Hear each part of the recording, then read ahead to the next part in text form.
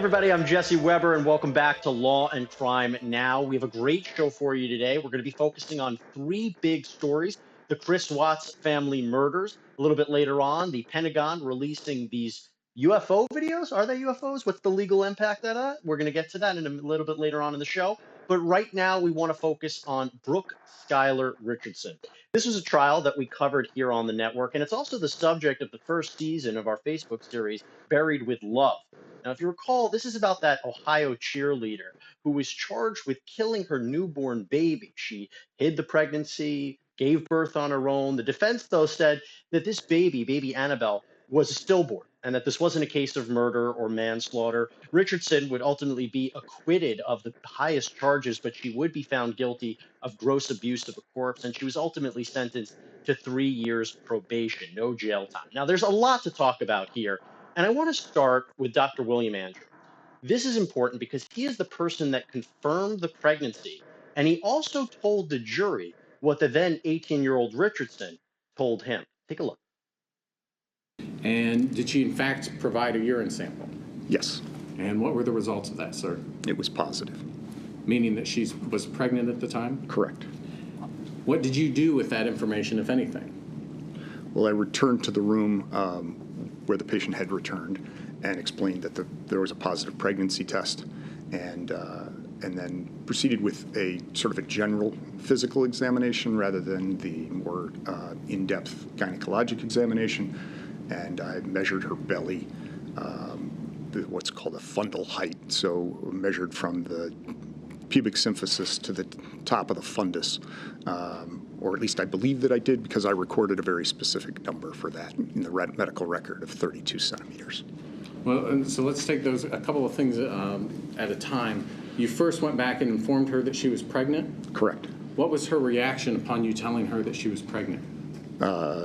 She broke into tears. She was surprised. Okay. Was she crying? She did.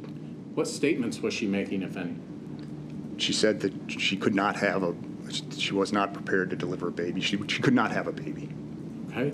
How many times do you think she said that she couldn't have a baby? I remember it at least once. Okay. And did she say anything about whether she could tell anyone about being pregnant? She did say that, that's sort of was a conversation that occurred a little bit later. Okay, then we'll wait to get there. Yes. So you tell her she's pregnant, she bursts into tears and says that she can't have the baby. Is that accurate? An exclamation, I can't have a baby. All right, I want to bring in my guest right now. Joining me as Law and Crime President, Rachel Stockman, and as well as Executive Trial Producer here on the network, Cathy Russon. It's great to have you both here. I have with me the A-team. And Rachel, I want to start with you. You know, it's interesting when we think about this case because, and I'm curious what you think about this. Unlike a lot of the other trials that we cover, Rachel, I felt that it was almost impossible to predict the outcome here. Would you agree with that? Yeah, this is one where I was really on the fence, and throughout the trial going kind of back and forth into what I believed, whether I believed her story or in fact that she did do something to harm her child and then ended up burying that child in the backyard. Because on the one hand, you have the fact that she's a young teenager. Obviously, she had a lot of angst about getting pregnant. She had parents who didn't really seem like they would approve of her being pregnant. So it would certainly make sense that perhaps, she would want to do something to the child. At the same time, she had an eating disorder, and we had medical testimony that showed that, that does cause some possible miscarriages. And it might be believed that she had a miscarriage or not, that this baby was born stillborn. So I was really conflicted as I watched this trial. Yeah, I think a lot of people were because we were basing it off of what did we hear? And I want to go to what we heard from Skylar Richardson because her police interviews were a central part of this case. Let's go to what she said happened. Take a look. I had the baby and I didn't. Okay, hold on a second. When you say you had the baby, where were you? I was in my bathroom. You were in your bathroom? Okay, were you on the toilet or in the bathtub or on the floor? Toilet. Were you seated on the toilet? Yeah, and that's when I had the baby. Okay, how did you know you were going to have her? Did you have I could feel it and something needed to come out. I could feel it. So you felt that feeling? Yeah. Do you know, have you ever heard the term when people say their water broke? Yeah, I don't But know you didn't I don't feel know. that. Well, and I think you'd probably know if It just came out when I pushed, and it was breathing. It didn't make any noises. Okay. So you're seated on the toilet, and I guess, and I'm just trying to visualize. So do you have your hands? Are you going to try to catch her? I'm trying. She's breathing. Okay, so when I assume because you were able to deliver there by yourself, she wasn't breached or anything else, so she came out head first. Is that right? I think I know what happened. She just kind of came out, and I tried. Okay, no, and I understand. I understand.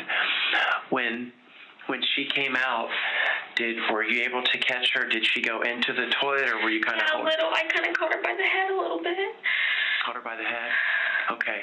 And so when you say a little, are you holding her head and like maybe feet or something are hanging down into the toilet, or how? I don't Okay. remember. Well, and it's probably hard to remember exact details, and I'm just trying to visualize it, and there will be things that you can't specifically remember because it's traumatic and it's not your fault. You know, I never that you hurt can't. her. I understand that. No one here thinks that you did, Skylar. Kathy, I want to turn to you. You know, we've been talking about this idea of mixed emotions, mixed feelings about this case. You were following our chat rooms and the viewer discussion. What did you see from our viewers? What was their opinion about Brooke Skylar Richardson? Yeah, Jesse, it's not often with our cases that we have such a split opinion.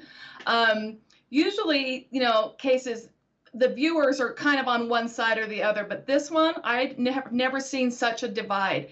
You had people that were very passionate, thinking that Skylar killed her baby and that she was lying, and they had not very kind words to say about her. Then you had other people that said, I think it's totally believable that she had a stillborn baby and that she panicked. It was so split. And even myself, I went back and forth this entire trial. And I'm telling you, at the end of the trial, now it's over, I still don't know what happened in that bathroom that night. Rachel, do you think that's the reason why the jury came back with a not guilty verdict of murder or manslaughter? I mean, was it this indecision? Was it this idea of we don't really know what happened? Or did you feel that there was something in the prosecution's case that just didn't make sense or wasn't particularly strong? I'm curious what you think. Yeah, the bottom line is that the prosecution was never able to prove how that child died. When they dug up the remains it was about 6 weeks after Brooke Skylar Richardson had buried the child, and there was no way to tell, based on what they found, how the child died. So if you don't have a determinate reason for what caused the death, I think the jurors found it very difficult to side with the prosecution because of that. Yeah, it was interesting. I seem to recall when the defense delivered their closing argument, Charles Ritters delivered such a strong, powerful closing argument where he went into the degrees of reasonable doubt and saying, well, if you think that she did this, it's not guilty. More likely than not that she did this, it's not guilty. And it was such a strong closing. And you have to wonder, is that something that led the jury to ultimately feel that this was a case of not guilty? Now, when we come back, because we do have to take a break, we're going to focus more on her second police interview, which was highly controversial, as well as her parents coming into the interrogation room. So stay tuned. We'll be back.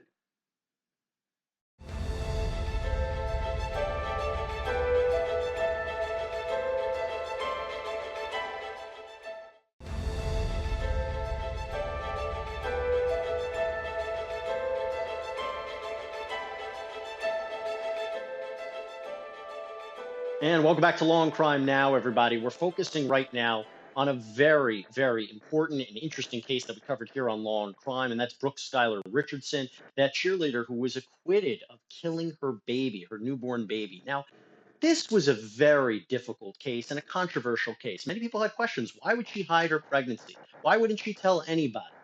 Well, we got an insight more into the Richardson home when her parents were called into the police interrogation room, and this was recorded. The jury heard this. We all heard this. Hear this interaction between this young woman and her parents. Take a look. Skylar, you're not going home with us. Honey, don't You'll start never. that. Skylar, I'm telling you, it makes me sick. The cute little bag of popcorn you had, you'll never finish. Honey, The stop. stuff- Please stop. Mom. Any idea how I feel? Do you have any idea how we feel? I had to deliver a dead baby by myself. If you could have gotten us, Skylar, I would have helped you so many times. I told you, if you just tell me, I'm always going to be here for you. I've always told you that I love you. How do you think I feel at the thought of losing my baby? I'm sorry, Mommy. I'm losing my child. And I've done everything right. You have. You just didn't know you guys' Okay, please stop. You guys both. We need to stop this right now. We don't know what's going to happen yet. If she told him the truth, I don't even know what they could charge her with. There's no reason to put her in prison. It doesn't mean what you did is not wrong, and it doesn't mean that it's not going to be trouble. But we don't know yet, so let's don't go there. Cathy, I want to turn this over to you. Back to our viewers. What did they think about the parents, Brooke Skylar Richardson's parents, that we heard a lot from and a lot about during the course of this trial? Well, earlier I mentioned how viewers were kind of split on how they felt about Skylar herself. They weren't as split about how they felt about the parents, and specifically the mother. And the reason is, we just heard this in this clip. The mother's saying, do you have any idea how we feel? She says, I took the notes. How do you think I feel? The mother's saying.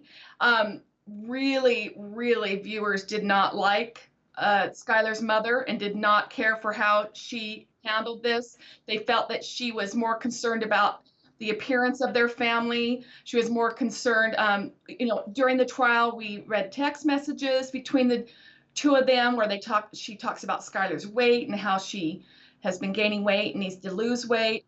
Really, the viewers were not happy with the mother. Rachel, let me ask you this. If you had a different defendant, someone who was not 18 years old when she did this, someone who didn't suffer from an eating disorder, if you take all of the other things that she did, the miscommunications, the conflicting statements in her police interviews, the way that she seemed pretty nonchalant to get her body back, if you had any other defendant, would we have seen a different verdict? I guess the question I'm asking is, how much do you think the jury sympathized with Brooke Skylar Richardson?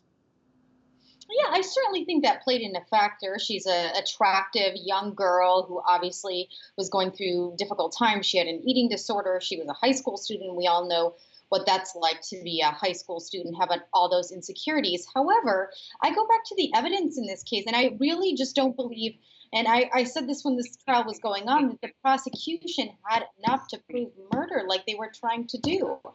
I mean, there was just no way to prove what happened to that child. Well, there was no way to prove it unless you listen to the words. And I want to now go to this very, very controversial moment. Brooke Skylar Richardson's second police interview, it's centered around whether or not she tried to burn baby Annabelle. This is going to be a two-series of clips. You're going to hear the investigators speaking to her about this, and then you're going to hear Brooke Skylar Richardson seemingly confessing that she tried to burn the baby. So listen carefully. We're going to break it down on the other side. Tell me about the fire. What fire? Well, there's some evidence to show that there was some burning on her. Didn't burn her. I promise on anything I didn't burn her. My dad has lots of bonfires, but I didn't burn her. There was some charring and stuff on some of her bones, so. I didn't burn her. Are you sure? I swear on anything. You're sure? That I'm sure of. I'm sure of. You didn't did you burn anything around her? Did you try to maybe melt the dirt or anything? No. Was there any reason for any of that? No, and I did nothing with fire. Nothing.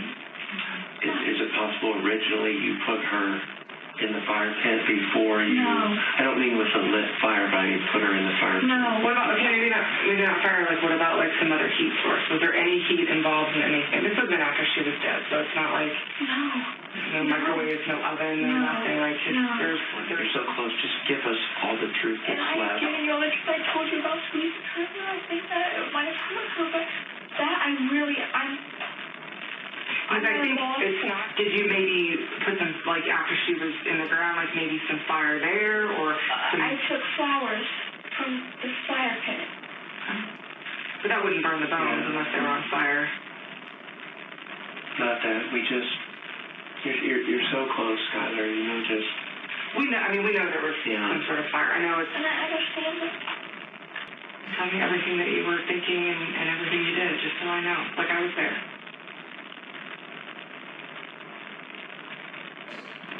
I thought I was crazy, but that is not right. I had a lot of it. Where'd you put her? In the valley. No, I mean, like, before the lighter. Where was she? Okay, and then what? Got the shovel. Okay. I was scared I was going to burn it. You are telling us what happened. Nothing's going to change what happened, okay? But your intention was to try to cremate her. So what part did you try to light? I guess I just...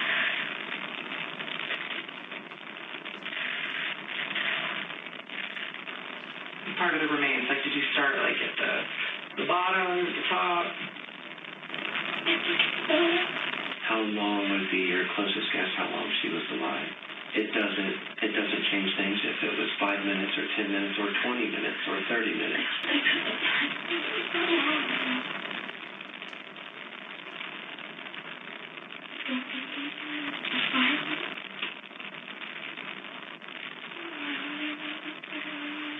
Five minutes that she was alive, or 5 minutes that she was in the toilet? Maybe she's alive.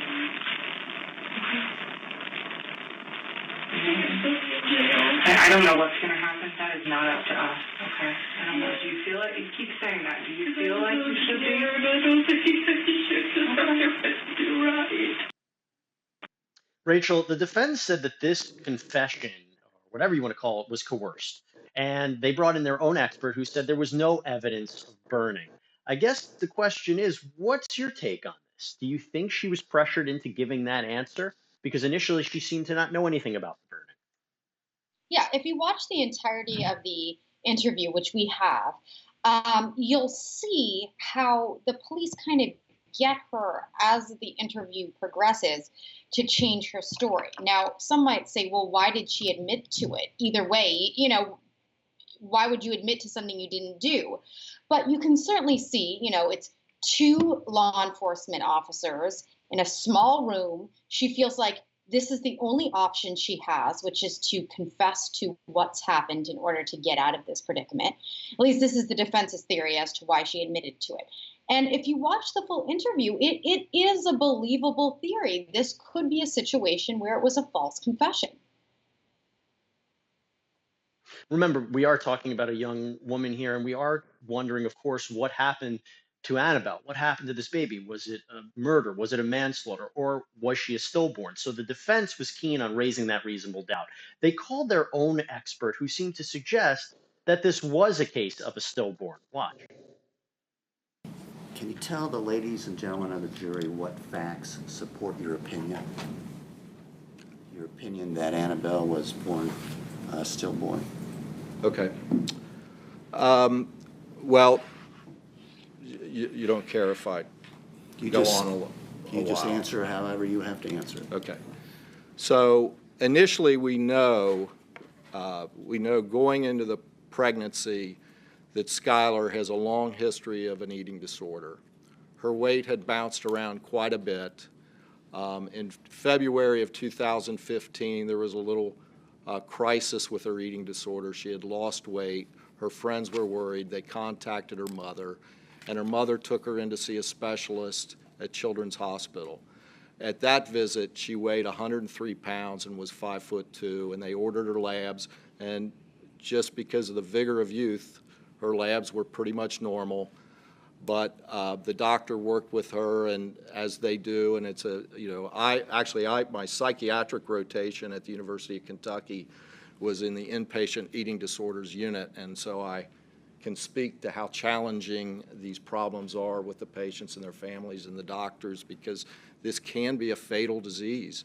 And people, I think everybody's heard of Karen Carpenter. She died of anorexia. It's a very serious medical problem. But anyway, that being said, she did well. That was spring of her sophomore year. She did gain weight. She went through junior year. I didn't see much to really talk about during that period of time. And she was ready to start her senior year at Carlisle High School, took a sports physical. And at that physical, she weighed 134 pounds. She had a normal blood pressure. Her physical exam was good. Her weight was back into a normal range, and that exam took place on September 13th. And that's important because it's easy to say that that was her pre-pregnancy weight. Again, that's the defense's expert, trying to raise reasonable doubt there really clearly that this could have been a stillborn. Rachel, we know that Brooke Skylar Richardson was acquitted of the highest charges. She was found guilty of gross abuse of a corpse and sentenced to 3 years probation. Were you surprised by that sentence? Because there were people who thought that it was going to be something more severe. Well, it was interesting. I remember the judge actually weighing in during this case, and he really, weighed in. He seemed pretty upset in some ways by the verdict, but it certainly was not overall surprising that she was sentenced to probation, given what she was convicted of. Now, that was the judge. Cathy, what did our viewers, our trial watchers, think about 3 years probation? Well, again, everybody's kind of split on this case. But I did see a lot of, she lied, she buried her baby. You can't just bury a baby and not tell anybody. So for her not to spend jail time for that, a lot of people thought that was wrong. They thought just probation was wrong. I really have not seen a case that we have covered in a long time where opinions were so split.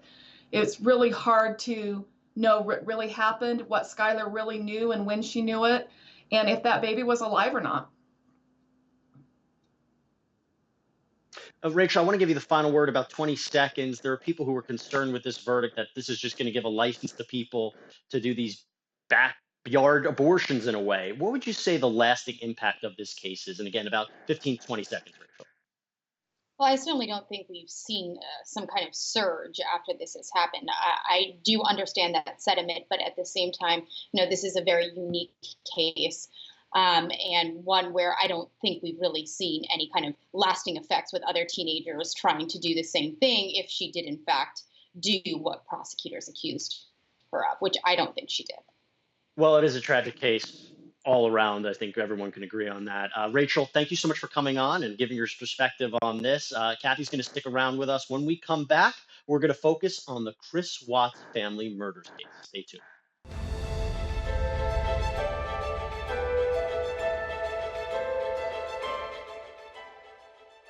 Like, I have no inclination to where they're at right now. Like, I want her back so bad. It had nothing to do with the act of like evil cruelty. So, you obviously are a really bad liar. He is the sloppiest killer I've ever seen. It looks like he's trying to cover his tracks. To me, it's the ultimate betrayal. You're not going to be safe in your own house with your own husband. Where are you safe? I think death is even not good enough for him. This was the case that people wanted a punishment for.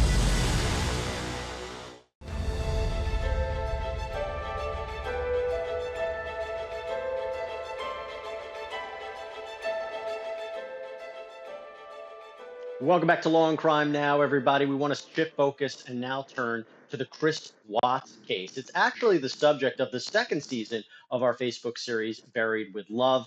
This is about that Colorado man who pleaded guilty to brutally murdering his pregnant wife, Shanann, and his two daughters, 3-year-old Celeste and 4-year-old Bella. Now, Watts would confess, after misleading authorities countless times, to strangling Shanann and burying her body in a shallow grave, and then smothering his two daughters to death with blankets and tossing their bodies into oil tanks. Now, he would eventually be sentenced to 3 consecutive life sentences, and there is so much to break down here. I want to go right now to when he confessed to police about killing Shanann. Take a look. Are you crying? Is she crying? Yeah, it's back and forth. It's like, she's got, mascara. She didn't wash her face when she got home. She had makeup on still, so mascara was running all over her and stuff like that. And it was nothing about that conversation. I just wish I could take all of it back, just the whole Nikki thing back, everything. But so then, when did it turn? as far as that conversation. Just at the end when I was telling her, like, I told her I didn't love her anymore. That's when it happened. What happened? She told me to get off her, and then I put my hands on her. Okay. Did you say she said something like that you were hurting the baby or something? That was before that, because when I was straddling her, it was kind of like around her waist type deal. Why did you get on her like that? I just, when we got on the bed, that's just where I got on. Is that so she would listen to you? I felt like she could probably listen to me just laying beside her, but I got on top of her. And every time I think about it, I'm just like, did I know I was going to do that before I got on top of her? I don't know. Really? That's an interesting thought, Chris. You don't know if you knew. Just like everything that happened that morning, I don't know, like I try to go back in my head, I'm just like, I didn't want to do this, but I did it. And everything just kind of like... Felt like you had to? It just felt like it was... I don't even want to say it felt like I had to. It just felt like there was already something in my mind that was implanted that I was going to do it, and I woke up that morning, it was going to happen, and I had no control of it. You never thought about it before? It was just like, I don't want... Like you said, like in the sentencing hearing, that prosecutor said it takes 2 to 4 minutes for something like that to happen. Like, why couldn't I just let go? I didn't. Oh, that's interesting.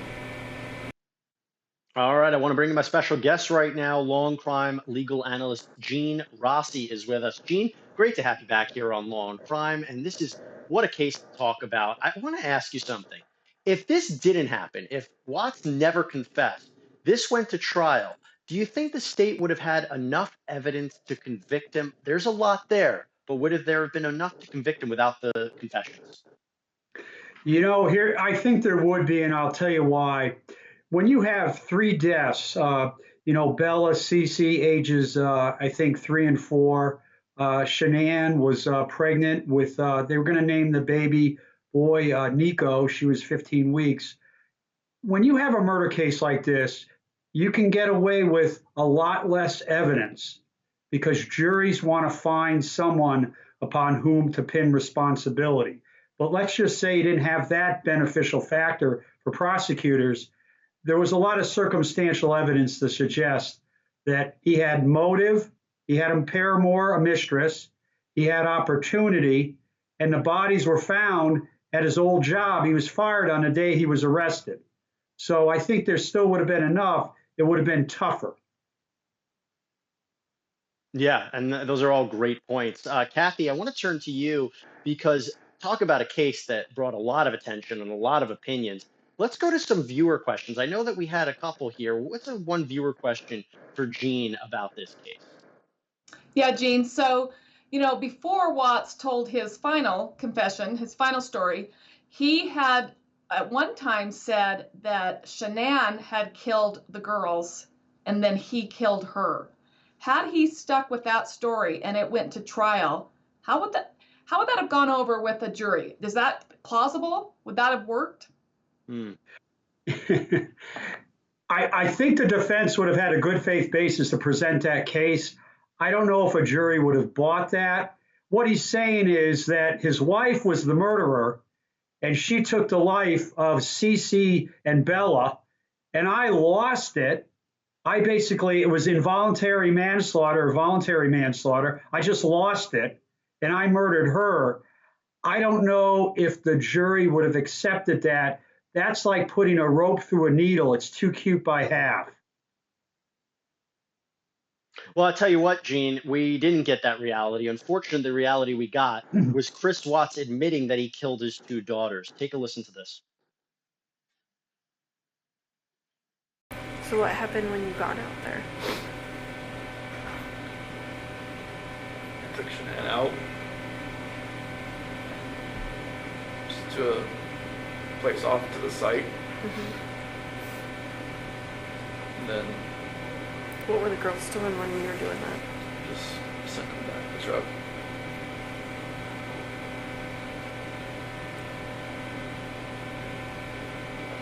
And then what happened after that?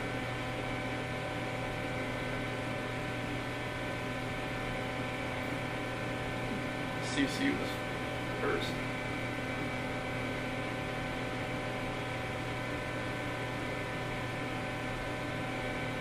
She did have a blanket. She had a blue blanket.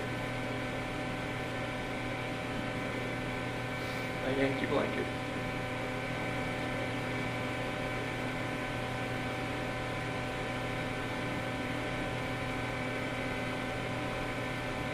So was she alive when she went into the oil tank? No? I put the blanket over her head. And that's how she passed. Couldn't breathe. I put the blanket over her head. I didn't want to. No.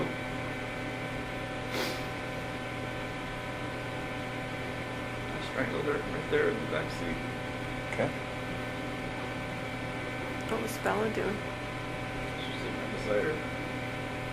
Did she understand? Did she know what was going on? She didn't say anything.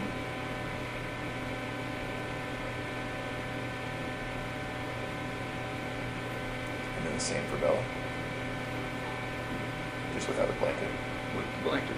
Oh, okay. I didn't look. It's like every time I closed my eyes, I just hear her saying, "Daddy, no," and that was it. That's what Bella said. I hear that every day. Do you really? And if that wasn't horrifying enough, I conducted an interview with Joseph Scott Morgan, forensic death investigator from Jacksonville State University, who described more about what these girls went through. Take a look. All right, Joseph, I want you to break this down for us because Bella and Celeste were smothered with their blankets and then their bodies thrown in these oil tanks. But can you walk us through exactly how this happened? Because I'm sure there's a ton of details that we're missing here.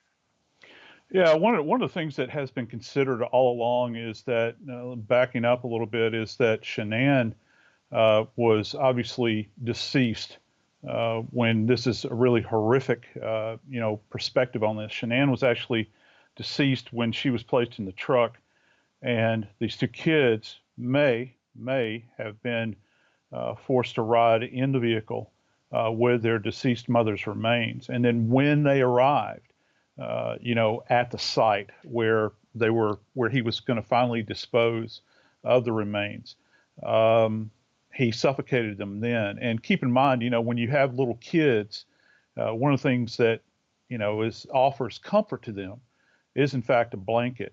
And as horrific as that is, you've got this item that many of us as parents, think about, that's going to, assuage fear. It's going to provide warmth. It's going to be really comforting, and he used it as a method to end their lives with. You have to explain this to me because my understanding is that Celeste was killed in front of Bella.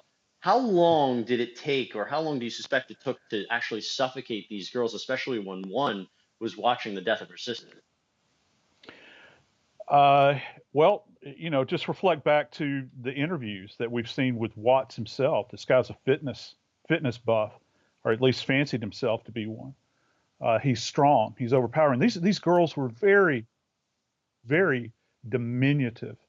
Okay, very tiny. It would not have taken much force at all. If remembering back, to all the times that I've covered this case, there was not a tremendous amount of trauma that could be observed, particularly with little Celeste's body. She went very, very quickly. Bella, on the other hand, did apparently put up somewhat of a struggle, and you can imagine the horror that was passing through her mind and what she was kind of taking in visually. And boy, from an auditory standpoint, can you imagine, the little girl is struggling to breathe, her sister, and dies in front of her. It didn't take very long, but I'm sure for Bella it seemed like an eternity. No, I can't imagine that. And you mentioned the horror. I mean, the idea of retrieving these girls' bodies from the oil tank, what effect did the oil have on the bodies in terms of police and investigators actually retrieving the bodies and maintaining evidence here? This is so powerful to me because, I was reflecting back in my own experiences, retrieving bodies. I actually retrieved a body from the interior of a super tanker one time.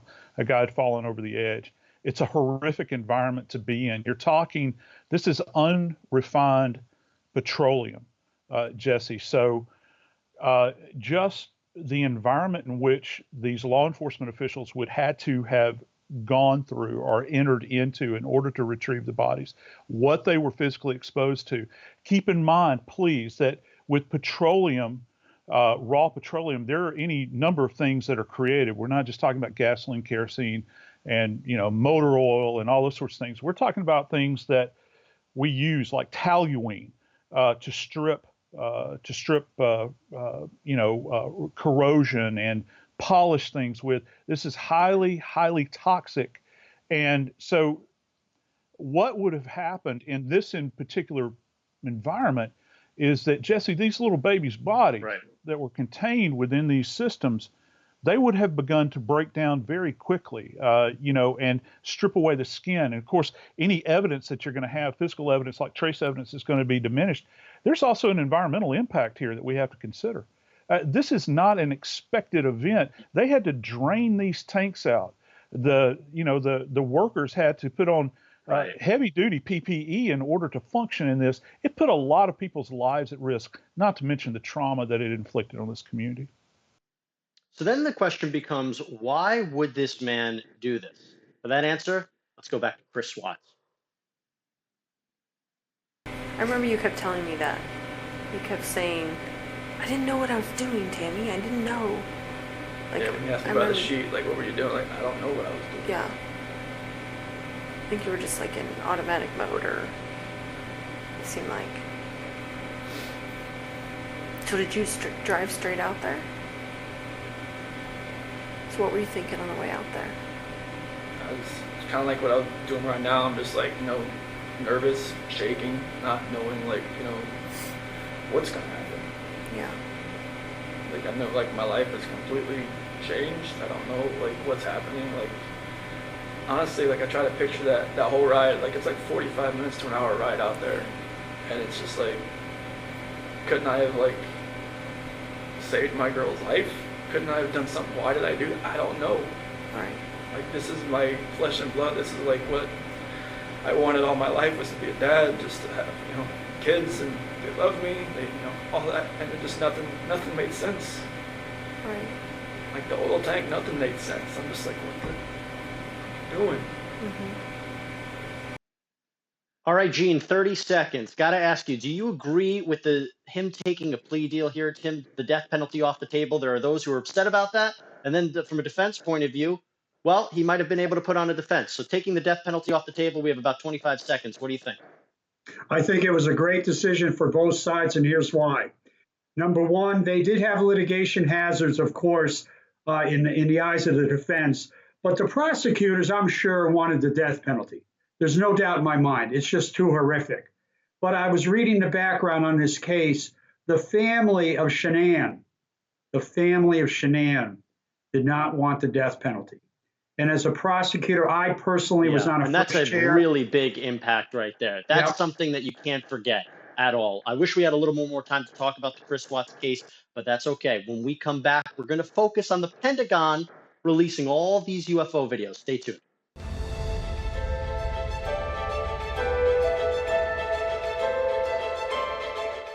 Like, I have no inclination to where they're at right now. Like, I want her back so bad. Had nothing to do with the act of an evil cruelty. So, you obviously are a really bad liar. He is the sloppiest killer I've ever seen. It looks like he's trying to cover his tracks. To me, it's the ultimate betrayal. You're not going to be safe in your own house with your own husband. Where are you safe? I think death is even not good enough for him. This was the case that people wanted a punishment for.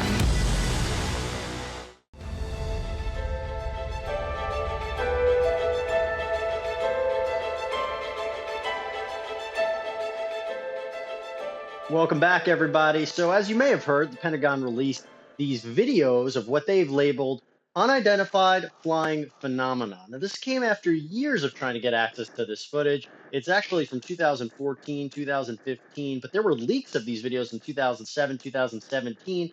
What are the legal implications of these videos being released? I'll tell you what, before we get to that, if you haven't seen the videos, shame on you. But if you haven't, take a look. Nickel 6-1 Tango Roger, over. Oh, got it! Woohoo! Roger, there's troubleshooting as soon as I get... Did you box moving target? 602. No, I took an auto track. Oh, okay. Oh my gosh, dude. Wow, look at it fly! Dude, that is a fucking drone, bro. There's a whole fleet of them. Look on the ASA. My gosh. They're all going against the wind. The wind's 120 knots from the west. Look at that thing, dude.